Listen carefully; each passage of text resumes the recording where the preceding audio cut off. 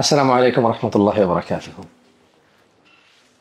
মানে জান্নাতে যেতে কতটুকু করা লাগবে? এক ব্যক্তি আল্লাহ নবী সাল্লাল্লাহু আলাইহি ওয়াসাল্লামকে বলল বা জিজ্ঞেস করলো, ইয়া রাসূলুল্লাহ, আরাআইতা ইযা সাল্লাইতু সালাওয়াতিল মাকতুবাত। হে আল্লাহ রাসূল সাল্লাল্লাহু আলাইহি ওয়াসাল্লাম, আমি যদি দিনে ফরজ নামাজ সমূহ আদায় করি, মানে ৫ ওয়াক্ত নামাজ ১৭ রাকাতের কথা বলছে সে, অসন্ত রমাদান, রমাদানের সিয়াম পালন করি, ওয়া আহলালতুল হালাল ওয়া হারামতুল হারাম, হালালকে হালাল হিসেবে জানি, হারামকে হারাম হিসেবে জানি, আদখুলুল জান্নাহ ইয়া রাসূলুল্লাহ, ইয়া রাসূলুল্লাহ আমি কি জান্নাতে প্রবেশ করব? ক্বাল, তিনি সাল্লাল্লাহু আলাইহি সাল্লাম বললেন, নাম, তুমি জান্নাতে যাবা।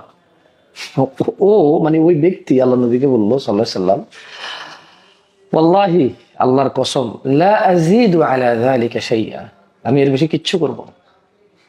সুবহানাল্লাহ।